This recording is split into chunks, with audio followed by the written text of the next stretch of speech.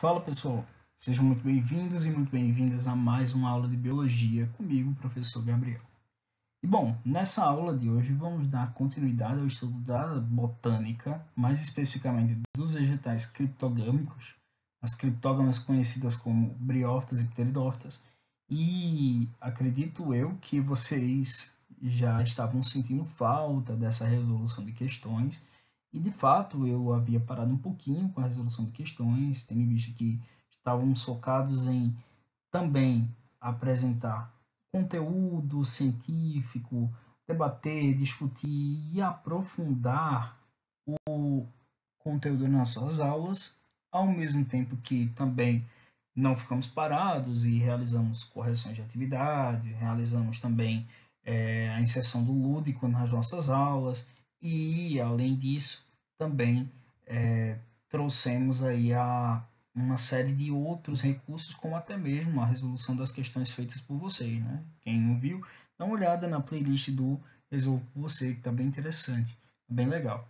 E, bom, diante disso, diante dessas especificidades, temos a necessidade de, claro, revisitar o conteúdo e fazer uma abordagem mais objetiva, conversando sobre o saber científico à luz das questões que geralmente são cobradas, né, apresentadas aí nas avaliações externas, exames externos e por aí vai. Bom, diante disso, eu selecionei 5 questõezinhas que, embora bem simples e bem objetivas, trazem aí o conteúdo de botânica de uma forma bem agradável, que nos permitirá uma revisitação, um trabalho mais acurado no que se refere a revisar de fato o conteúdo.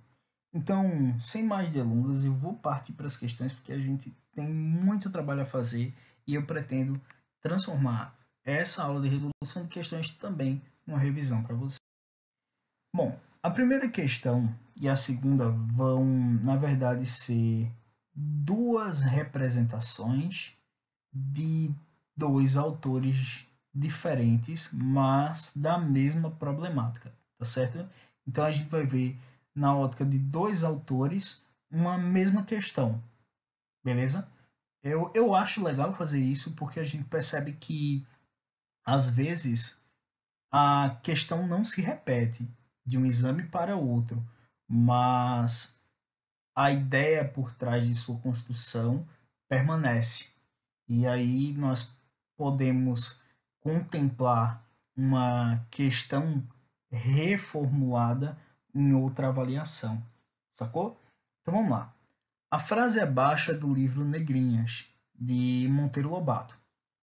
Diz o seguinte: Veludo de Muro Velho é como chama Timóteo a essa mocinha invasora, filha da sombra e da umidade. A planta denominada veludo de muro velho é uma referência àquilo que se vê normalmente em muros, encostas e outros ambientes que estão sujeitos à umidade, a umidade ao ar livre e à sombra. O autor referiu-se aos: letra A, gametófitos de algas verdes. Letra B, gametófitos de briófitas. Letra C, prótalos de pteridófitas. Letra D, talos das cianofícias. E letra E, nenhuma das alternativas anteriores. Vamos lá, vamos conversar bem direitinho sobre o que o autor está trazendo e o que é que nós podemos interpretar diante dessa menção de Lobato a este possível vegetal que a gente vai encontrar aí nos muros velhos, né? Esse veludo de muro velho. E, gente, na verdade, quando Lobato menciona veludo de muro velho, ele está falando de uma espécie vegetal que cresce exatamente como, mais para frente o texto nos evidencia, em um local com alta umidade, que está ao ar livre e que possui ali uma sombra. Condições ideais para os vegetais que necessitam da água para realizar sua reprodução, que necessitam de um ambiente sombreado, que não conseguem crescer tanto. Vegetais que dependem muito dessas condições específicas para se instalar, sacou? Não está sendo mencionado aqui um tipo de alga verde. Afinal de contas, as algas verdes nós sabemos ou estão em meio do aquícola, marinho, de fato, mergulhadas, ou estão associadas a outro ser, que não é o caso aqui, sacou? Então, eu não estou falando de algas verdes e eu não estou falando de cianofíceas, mas nós ficamos aí entre gametófitos, dibriófitas, prótalos de pteridófitas e nenhuma das alternativas anteriores. Os prótalos de pteridófitas poderiam chamar sua atenção e você assinalar por engano. Contudo, lembre-se, pteridófitas são vegetais que, na maioria das vezes, possuem o epifitismo como seu nicho ecológico, sua relação ecológica com outras espécies. Então, esse nicho pertencente às pteridófitas faz com que ela seja encontrada não em muros, muito difícil, e sim em locais onde eu tenha a possibilidade de me aproxegar um pouquinho ao sol, embora necessite também da água para a reprodução, mas um lugarzinho mais alto, um lugarzinho que eu consiga ali uma área VIP para mim, tá? Então não é um prótalo de pteridófita, e sim um gametófito de briófita, sacou? Ou seja, ele está falando de um musgo ali, ó, na parede, do muro velho, aqueles musgos que aparecem, que surgem nos muros, nas encostas, em outros ambientes com bastante umidade, ar livre, sombra, beleza? Então a gente fica aí com a letra B. A segunda questão, como eu disse, é uma releitura da primeira. E a gente vê a seguinte construção. A frase abaixo é do livro Negrinho de Monteiro Lobato. Veludo de Muro Velho é como chama Timóteo a essa mocinha invasora, filha da sombra e da umidade. E aqui eu não quero retomar a discussão das condições necessárias para as briófitas sobreviverem. E sim, eu quero dar um foco maior na interpretação da palavra mucínia. O que é uma mucínia? Mucínia é uma palavra que refere-se ao mesmo que musgo. Então, mucínia é musgo, sacou? E quando ele diz a planta referida como veludo de muro, que é uma mucínia invasora, né? Que é um musgo invasor, representa o quê? Vamos lá, lembra, minha gente, se ele está falando como se fosse um veludo, como se fosse uma graminha, tá? Como se fosse uma coisa mais macia. Ele não está falando da haste, ele não está falando da cápsula, ele não está falando do esporófito, da briófita. Ele está falando do gametófito dela, que é de fato a parte que parece um veludo, sacou? Que é aquela parte mais macia, mais bonitinha, mais plantinha mesmo, que até chega a assemelhar-se a própria grama, né? Então, a gente tem nada de alga verde, nada de pteridófita, nada de cianofícia, nós temos briófitas. Mas é esporófito ou é gametófito? É gametófito. A parte que tem esse aspecto aveludado, né? Esse aspecto de folhinhas, de caules bem pequenininhos, né? Os cauloides, os rizóides e os filídeos, os filóides, nós temos aí, de fato, o gametófito como sendo a representação desse veludo no muro velho. Então a gente fica com a letra C, beleza? A terceira questão traz uma imagem. E como eu sempre digo a vocês, se tem uma imagem, dá uma olhadinha nela, confere essa imagem direitinho, porque essa imagem traz alguma informação que vai ser fundamental para que você possa discutir para a resolução da questão. Interpretação de imagens é uma das habilidades mais requisitadas dos estudantes.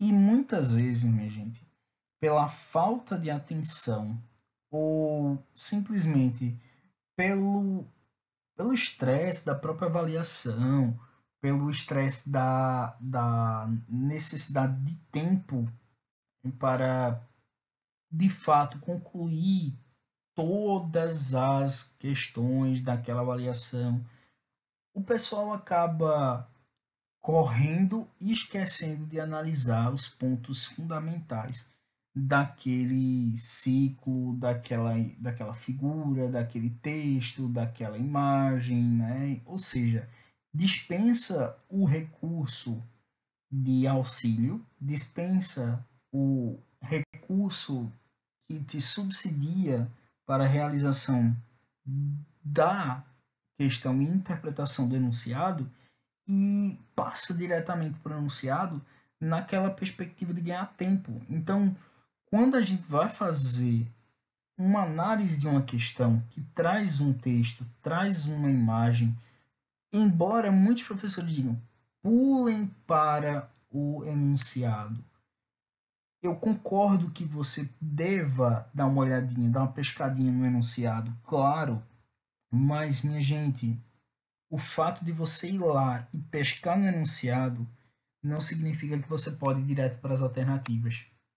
Por quê? Porque uma vez que você vai para o enunciado, você agora está instrumentalizado, ou seja, você está ciente daquilo que você deve buscar no teu texto, no teu material de apoio. Então, quando aqui a própria questão traz as estruturas 1, 2, 3, 4 e 5 correspondem respectivamente a. Volta para a imagem e vê se tu consegue identificar o que cada estrutura dessa é, o que ela representa de forma respectiva. Mas muita gente vai para o enunciado e segue, quando na verdade deve retornar. Essa questão aqui, ela fica muito evidente que você tem que retornar. Claro, é óbvio, é evidente aqui, né? Você tem que voltar porque você tem que reconhecer as estruturas.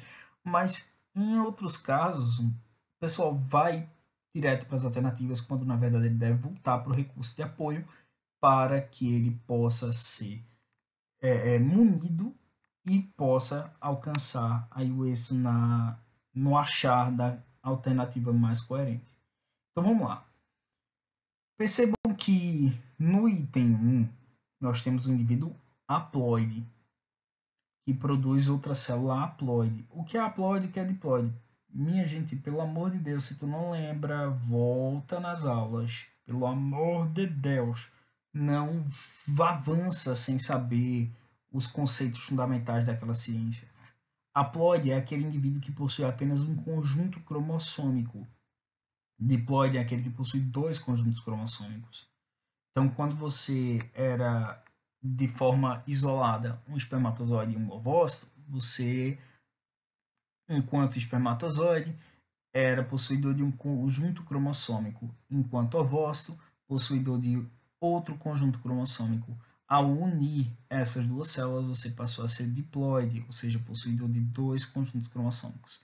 Então, eu posso dizer que esses indivíduos aí, ó, que são haploides, eles estão produzindo uma célula também haploide, que ao juntar-se com outra de mesmo tipo, vai dar origem a um indivíduo diploide. Isso é uma reprodução sexuada. Isso é a união de dois gametas, sacou? Então, os indivíduos representados pelo número 1, né? O tanto de cima quanto de baixo, que de fato refere-se, tem o número 1 classificando ele, são produtores de gametas. E aí você lembra quem é produtor de gameta se chama o quê? Gametófito. Então, o 1 é gametófito. Isso já faz com que a gente elimine aqui duas das alternativas. Gametófito. A gente já começa aí ou com a letra C, D ou E. O item 2 refere-se a um gameta. Então aqui eu já matei. Sacou? Eu já matei. Se é gametófito, ele produz gametas. E aí a única alternativa que me resta com essa opção é a letra D. Mas vamos seguindo. Houve a fecundação, formou o quê? Um zigoto. Esse zigoto dá origem ao quê? A um produtor de esporos, um esporófito. E esse esporófito, que é diploide, vai gerar por meiose esporos que serão o quê? Haploides. Então a gente fica aí com a letra D. Beleza? Quarta questão. Bem simplesinha, bem objetiva. Na grande maioria dos musgos, os vasos lenhosos liberianos, 2 pontos. Minha gente, pelo amor de Deus, pare e preste atenção. Olha, eu acho que assim, é nessa hora que a gente vê o quão desesperado o estudante está e acaba deixando de lado todo o conhecimento em prol do nervosismo. Minha gente, preste muita atenção. Na grande maioria dos musgos, os vasos lenhosos liberianos. O que é vaso? O vaso é a estrutura responsável pela difusão de nutrientes, pela difusão de seiva, seja ela bruta ou seja ela elaborada. Se eu sei que o processo de vascularização evolutivamente nos vegetais só ocorre a partir das pteridófitas, quando eu digo que na grande maioria dos musgos, os vasos lenhosos e liberianos são o quê? Minha gente, inexistentes. Eles não existem. Musgos, hepáticas, antóceros, que são os exemplos de briófitas que nós estudamos, são avasculares. Eles não possuem vasos condutores de seiva. Não tem vaso lenhoso, não tem vaso liberiano, não tem xilema, não tem floema, não tem vaso condutor de seiva. Então, na grande maioria dos musgos, os vasos lenhosos liberianos faltam inteiramente. Então, eles não existem, sacou? Não existe vaso condutor de seiva nos musgos, nos antóceros, nos e nas hepáticas, beleza? A quinta questão diz: o prótalo das samambaias é, veja, mais uma questão bem objetiva, bem simples, bem rápida de ser desenvolvida, certo? E aqui a gente precisa conversar rapidinho, mas de uma forma bem específica para que tu entenda o que é o prótalo. Vamos lá. Pensa aí. Eu tenho um vegetal. Vamos relembrar, vou narrar aqui para vocês o ciclo de vida das pteridófitas. Eu tenho uma samambaiazinha, tá? Uma venca, tá? Maiorzinha, e essa venca, ela é um esporófita, ela é produtora de esporos. Aí ela realiza a meiose e lá nos soros vamos ter os esporângios e nos esporângios vão estar os esporos ali armazenados. Lembra? Se o vegetal está em sua forma diploide, sua forma completa, ele é o que? Esporófito. Esse esporófito vai gerar o que? Um esporo. Esse esporo vai ser o que? Haploide. Beleza, o esporo é haploide. Esse esporo vai ser liberado, vai cair no solo, né? Quando o soro abrir, se romper, liberar os esporos, ele vai cair no solo, vai ocorrer uma germinação, ele vai se desenvolver e vai dar origem a um prótalo. Vê só, esse prótalo não foi originado a partir do esporo? Eu não acabei de dizer que o esporo foi originado a partir de uma meiose? Logo, esse esporo é haploide. Ele só tem um conjunto cromossômico. E, por ser haploide, ele vai se voltar a gerar células também haploides. Ah, professor, então ele vai gerar esporo? Não. Não. Ele foi formado a partir de um esporo, mas ele vai ser responsável por originar um outro tipo de estrutura, um outro tipo de célula. Células que vão se unir para formar um indivíduo completo, para formar um esporófito. Então eu preciso que esse indivíduo haploide origine o quê? Gametas. E se esse indivíduo haploide vai originar gametas, fica bem óbvio que é a letra a nossa resposta correta. Porque o prótalo vai ser o gametófito, ou seja, o gerador de gametas. Então, ele vai originar os gametângios, que vão armazenar esses gametas. E é claro que ele será o quê? Haploide. Sacou? É isso. Eu espero que vocês tenham entendido. É um resumão aí para vocês do que é criptógama, do que é briófita, do que é pteridófita, dos seus ciclos. De uma forma bem simples, né? Bem coesa, sem de fato ter que apresentar uma série de estruturas. Não, mas para ir no termo, para discutir devagarzinho as várias formas de interpretar, de compreender os fenômenos e para que vocês possam de fato efetivar aí os saberes concernentes a esses grupos vegetais. Sacou?